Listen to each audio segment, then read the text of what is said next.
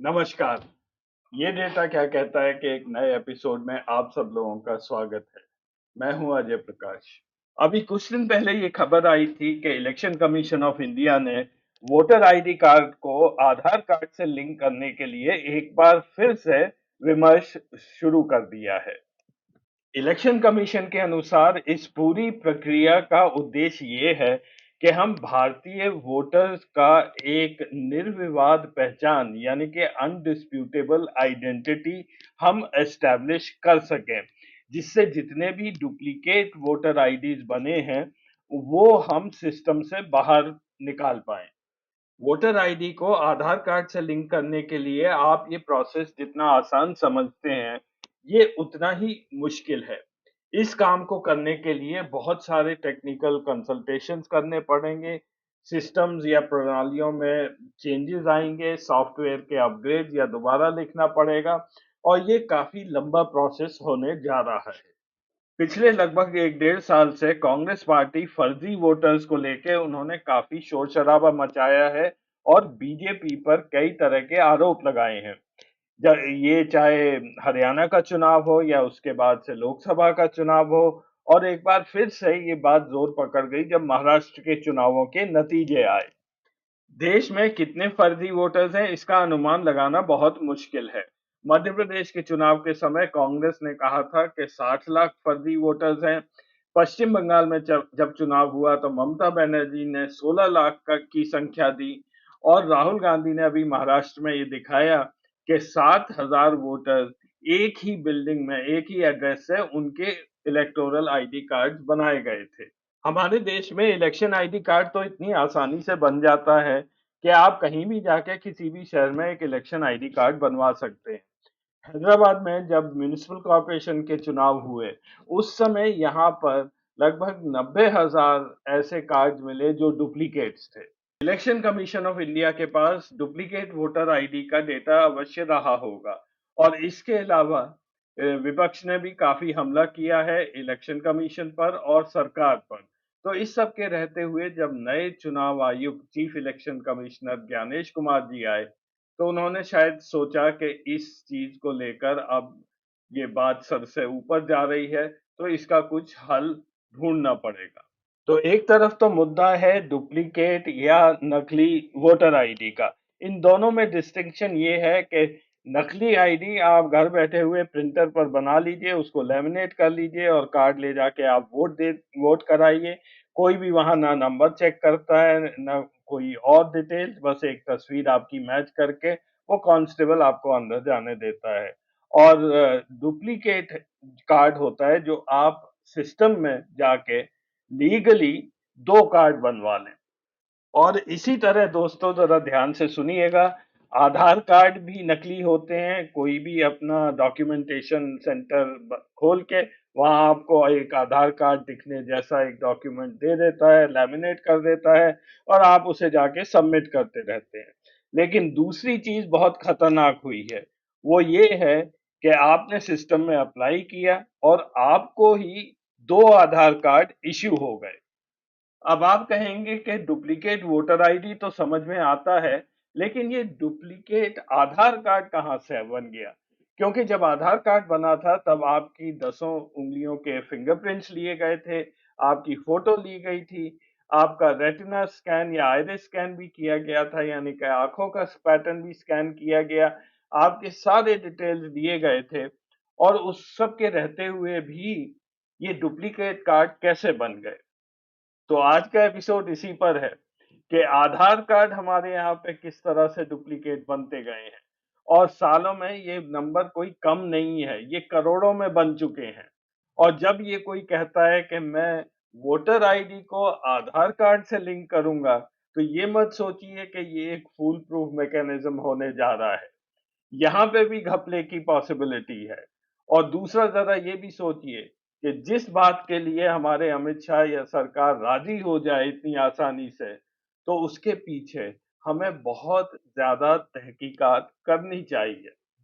आज के इस एपिसोड में मैं जो भी डेटा दिखाने जा रहा हूँ या जो भी मैं ज़िक्र करूँगा, वो मैंने ज़्यादातर इस रिपोर्ट से लिया है।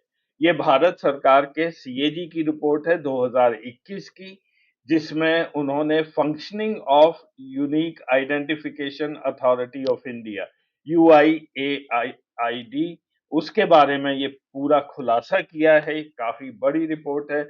CAG की वेबसाइट से आप खुद इसको डाउनलोड कर सकते हैं।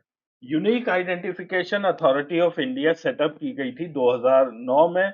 उस समय मनमोहन सिंह जी की यूपीए 2 की सरकार थी। उद्देश्य इसका बहुत सीधा था कि सरकार से जो भी बेनिफिट जाता है कैश के तौर पर लोगों के बीच में, चाहे वो गैस सब्सिडी हो या अन्य किसी प्रकार का कैश ट्रांसफर हो, तो ये सुनिश्चित किया जाए कि वो सही व्यक्ति को ही जा रहा है। डायरेक्ट बेनिफिट ट्रांसफर शुरू किया गया था 1 जनवरी 2013 को और unique identification authority of India शुरू की गई थी 2009 में। तो केवल 4 साल में पूरे देश में आधार कार्ड्स बनाने थे, फिंगरप्रिंट्स लेने थे, फोटोज लेने थे। ये बहुत बड़ा प्रोजेक्ट था, बहुत लार्ज स्केल प्रोजेक्ट था। इसीलिए the best of the officers were selected for the job. Industry से आए थे नंदन नीलेकनी, इन्फोसिस के चेयरमैन रह चुके थे, आईटी के एक्सपर्ट थे। और उधर एडमिनिस्ट्रेटिव सर्विसेज से राम सेवक शर्मा बहुत ही अच्छे अफसर हैं, आईएएस अफसर हैं, आईआईटी कानपुर से पढ़े हुए थे, टेक्निकल आदमी थे। इनको बनाया गया director general and mission director और नंदन नीलेकनी बने चेयरमैन। इनको मंत्री का दर्जा दिया गया। प्लानिंग की दृष्टि से ये बहुत ही अच्छा लगता है कि इस तरह के व्यक्ति इस संस्था से जोड़े गए थे। लेकिन हम सभी जानते हैं कि हमारी सरकार किस गति से काम करती है। उसके बावजूद पहला आधार कार्ड इशू किया गया 29 सितंबर 2010 को महाराष्ट्र की एक महिला है रंजना सदाशिव सोनावने को।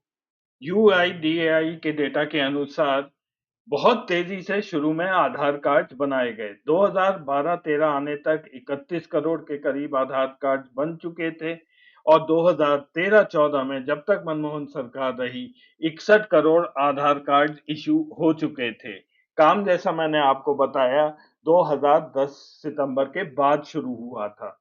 अगर हम सितंबर 2010 और 31 मार्च 2015 के बीच में देखें कितने आधार कार्ड एक दिन में इश्यू किए जा रहे थे, तो उनकी संख्या है 4,69,552 कार्ड। ये एक एवरेज फिगर है।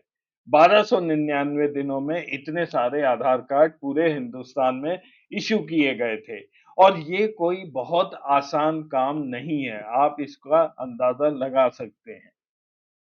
Unique identification authority of India और खासकर नंदन नीलेकनी और आर.एस. शर्मा जी से जो सबसे बड़ी गलतियां हुई वो ये थी कि उनकी टीम में कोई भी ऐसा व्यक्ति उस समय नहीं था जो फिंगरप्रिंट टेक्नोलॉजी का एक्सपर्ट हो। उन्होंने ज्यादातर आईएएस अधिकारी ही अपने टीम में रखे हुए थे। तो कहीं पे ऐसा लगता है कि सरकार ये सोच रही थी कि ये एक एडमिनिस्ट्रेटिव प्रोजेक्ट है, ना कि एक टेक्निकल प्रोजेक्ट है। जबकि असली बात बिल्कुल इसके विपरीत थी। ये एक बहुत ही बड़ा टेक्निकल चैलेंज था। इम्प्लीमेंटेशन तो किसी भी तरह हो सकता था। इसमें हम लोग करोड़ों लोगों के फिंगरप्रिंट लेने जा रहे थे, उनको मैच करना चाहते थे, जिससे उनकी यूनिकनेस हम निर्धारित कर सकें। लेकिन इतनी जल्दबाजी दिखाई गई उस समय, ऐसा लग रहा था कि रेस अगेंस्ट टाइम है। मनमोहन सिंह गवर्नमेंट ये चाहती थी कि ये प्रोजेक्ट उनके जाने से पहले खत्म हो जाए या एक तरह से शुरू हो जाए, जिसका क्रेडिट इस ये मनमोहन सिंह जी को मिले। इस वजह से बहुत ही जल्दी दिखाई नंदन नीलेकनी और आर.एस. शर्मा जी ने। बगैर टेक्नोलॉजी को समझे ये सब काम किया गया। हालांकि मैं थोड़ा सा आपको इस टेक्नोलॉजी का बैकग्राउंड भी दे देता हूँ। ये केवल इसलिए है कि जिस टेक्नोलॉजी की हम बात कर रहे हैं फिंगरप्रिंट टेक्नोलॉजी, इस टेक्नोलॉजी से मैं लगभग 15 साल तक जुड़ा रहा था। 1985 से लेकर सन 2000 तक ये प्रोजेक्ट का मैं एक बहुत बड़ा हिस्सा था और इस प्रोजेक्ट के द्वारा हमने भारतीय पुलिस में फिंगरप्रिंट टेक्नोलॉजी इंट्रोड्यूस की थी। हमारे साथी उस समय थे national crime record bureau.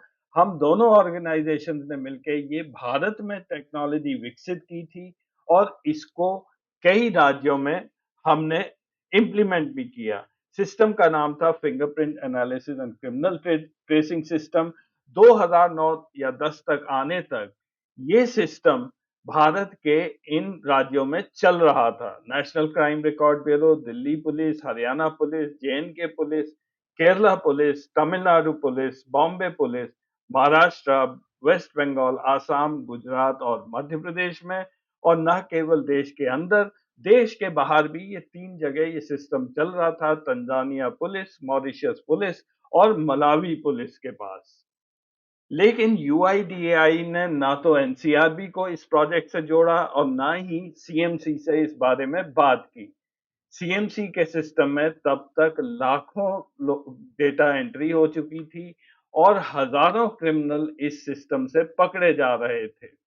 Unique identification authority of India ने इंपोर्टेड फिंगरप्रिंट टेक्नोलॉजी का इस्तेमाल किया, लेकिन उस बारे में उन्हें ज्यादा समझ नहीं थी। उसका गलत तरह से इम्प्लीमेंटेशन किया गया, जल्दबाजी दिखाई गई, इसलिए जो भी डेटाबेस आधार कार्ड का बना उसमें बहुत सारी खामियां निकलने लगी। कुछ ही साल में ये पता चल गया कि ये टेक्नोलॉजी का गलत तरह से इस्तेमाल हुआ है।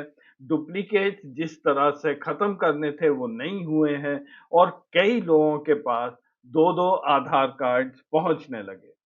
2014 के बाद से ये नजर आने लगा कि आधार कार्ड के डेटाबेस में कुछ गलतियां हैं, इसलिए आधार अपडेट का एक प्रोसेस बनाया गया। इसमें 2 तरह के अपडेट्स परमिट किए गए। एक था डेमोग्राफिक अपडेट। इसका ये मतलब है कि अगर आपके नाम में गलती हो गई हो या आप अपना एड्रेस बदलना चाहते हो तो उस कैटेगरी को डेमोग्राफिक अपडेट कहते हैं।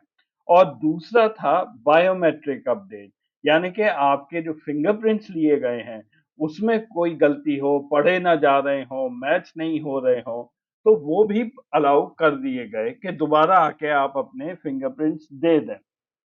तो यूआईडीएआई का ये डेटा अपडेट्स दिखाता है।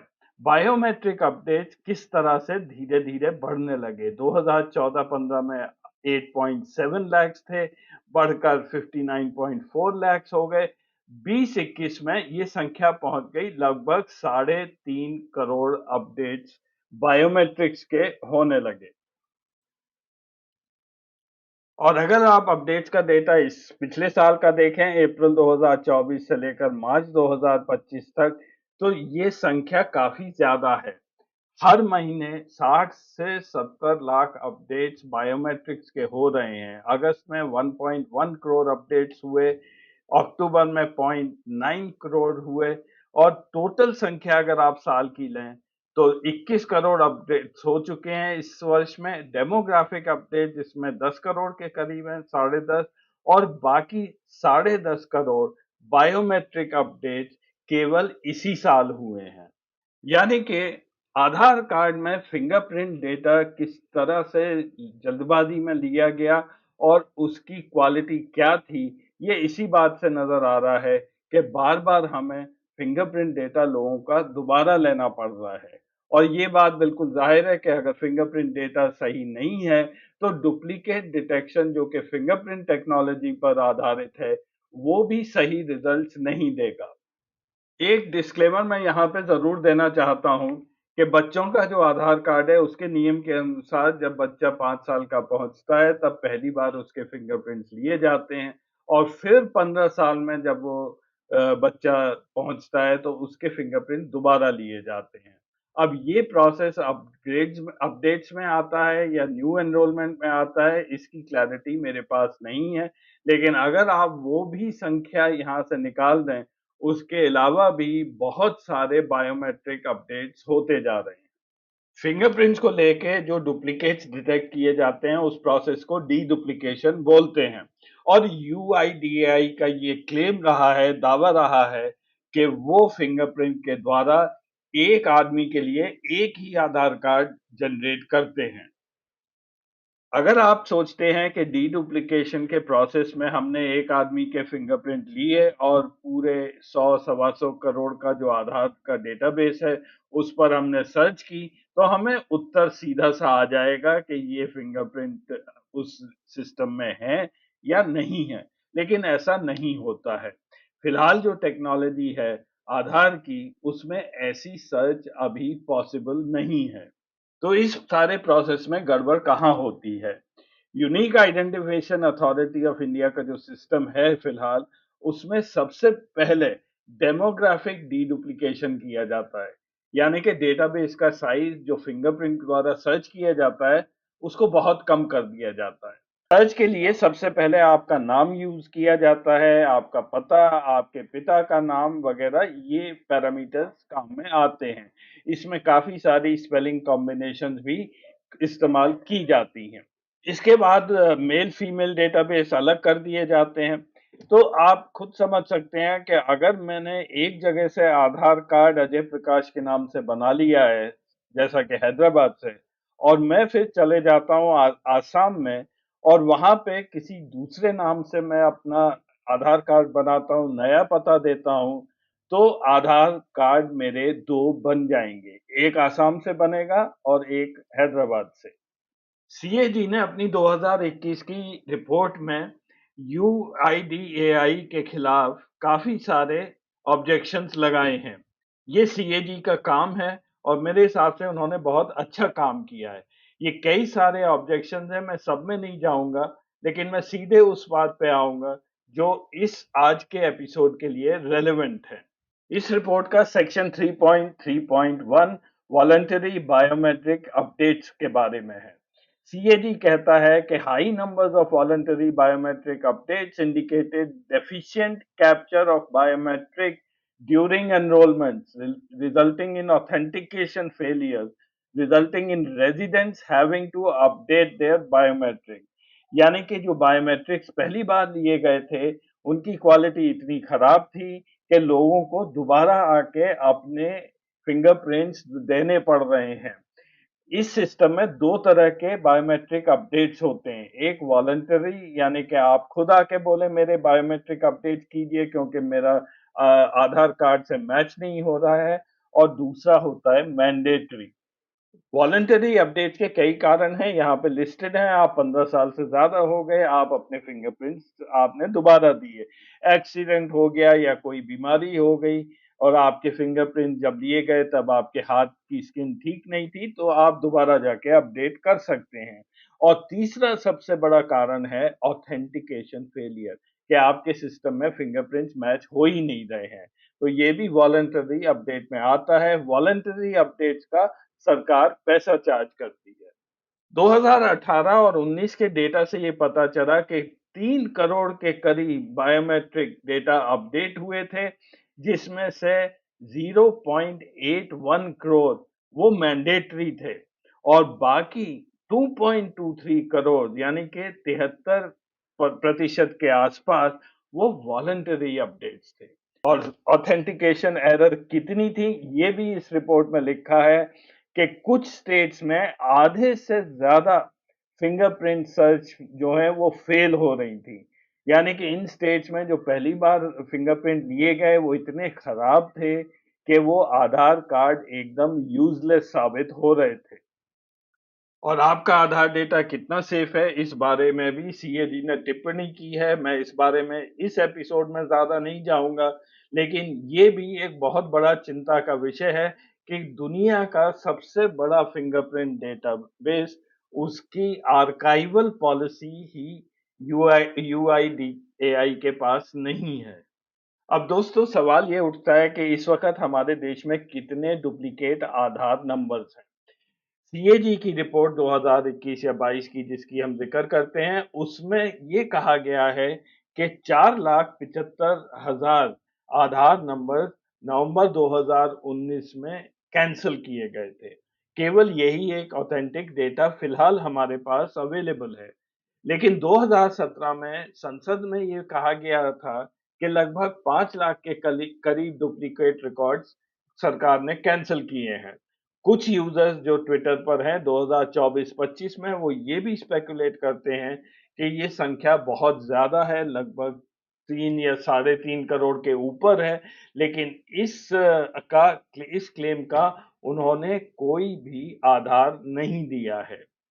लेकिन ये बात बिल्कुल निश्चित है कि हमारे देश में डुप्लीकेट वोटर आईडी कार्ड्स हैं और डुप्लीकेट आधार कार्ड हैं और सरकार इन दोनों को कंट्रोल कर रही है। और सरकार इन दोनों को लिंक करना चाहती है। अब ये कितना क्रेडिबल प्रोसेस रहेगा, ये इलेक्शन कमीशन पर निर्भर निर्भर करता है।